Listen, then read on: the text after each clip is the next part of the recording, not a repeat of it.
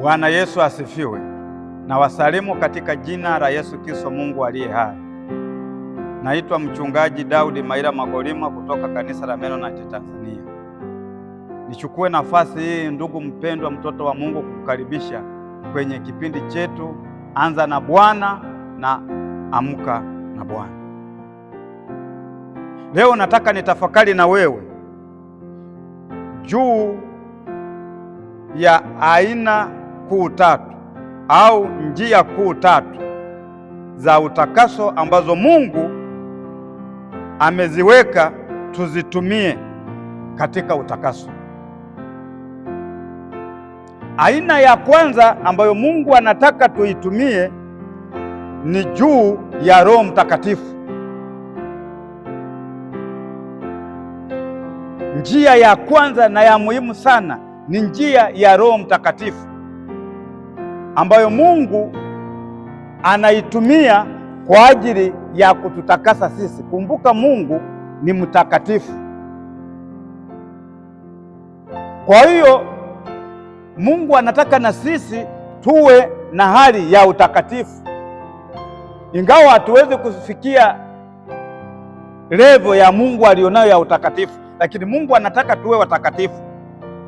Kwa hiyo lazima Roho Mtakatifu ashughulike na sisi. Kwa Roho Mtakatifu yeye hutoa utakaso kwa ndani, sio kwa nje. Roho Mtakatifu anatutakasa kwa ndani na kusababisha mabadiliko ya asili ya mwamini. Kwa hiyo Roho Mtakatifu anafanya kazi ya kututakasa na anatutakasa kwa ndani kwenye mioyo yetu. Tunapata badiliko ndani ya mioyo yetu. Tabia zetu zinabadilika ndani ya mioyo yetu na kusababisha mabadiliko ya asili ya mwamini. Mwamini anakuwa na badiliko la asili. Kwa hiyo kinachombadilisha huyu mwamini ni Roho Mtakatifu, kwa sababu Roho Mtakatifu anashughulika na utu wa ndani. Bwana Yesu asifiwe. Ndugu mpendwa, ukisoma Wakorinto wa kwanza sura ya 6 mstari wa 11, neno la Mungu linasema hivi: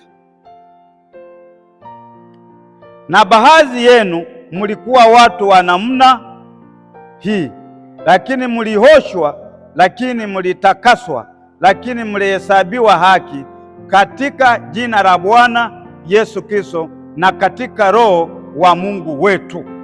Narudia, na baadhi yenu mlikuwa watu wa namna hii, lakini mlioshwa, lakini mlitakaswa, lakini mlihesabiwa haki katika jina la Bwana Yesu Kristo na katika Roho wa Mungu wetu.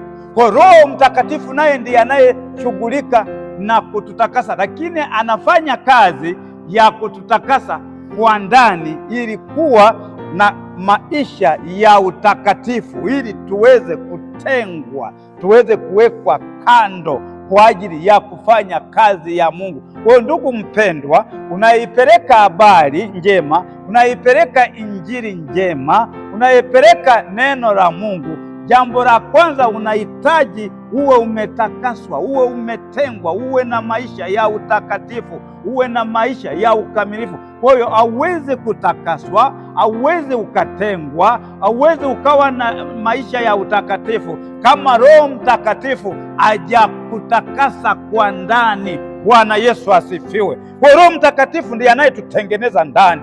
Ndio maana unaweza ukamwona mtu nje ni mtu wa kawaida, unamuona unamcheka, unamuona unamdharau, lakini kwa ndani kuna kitu anacho. Kwa ndani Roho Mtakatifu amemtengeneza, Roho Mtakatifu amembadilisha, Roho Mtakatifu amemfanya kuwa imara, Roho Mtakatifu amemfanya kuwa mtu hali ya juu sana. Kwa nini? Roho Mtakatifu ameshughulika naye kwa ndani katika jina la Yesu Kristo, Mungu uliye hai. Kama Roho Mtakatifu hajakutakasa ndugu mpendwa, kama Roho Mtakatifu hajanitakasa, hata injili yangu siwezi nikaipeleka ikapata kibali, hata kuhubiri kwangu hakuweze kukapata kibali, hata kufundisha kwangu hakuweze kupata kibali. Ninapata kibali pale ambapo Roho Mtakatifu anashughulika na mimi, ananitengeneza kwa ndani, ananiimarisha kwa ndani, ninakuwa imara kwa ndani katika jina la Yesu Kristo, Mungu aliye hai. Asante Mungu kwa sababu wewe ni mwema. Endelea kututakasa, endelea kututakasa na Roho wako Mtakatifu. Roho wako Mtakatifu atutengeneze, atengeneze jumuiya hii Bwana, atengeneze watoto wako Bwana, atengeneze familia yako katika jina la Yesu Kristo, tukapate kuimarika Bwana ndani yetu Bwana, tuwe tumeimarika, tuwe imara, tuwe tuko dhabiti katika jina la Yesu. Tukapokee nguvu ya Roho Mtakatifu iendelee kututakasa kwa ndani katika jina la Baba na Mwana na Roho Mtakatifu. Naomba na kushukuru, amen.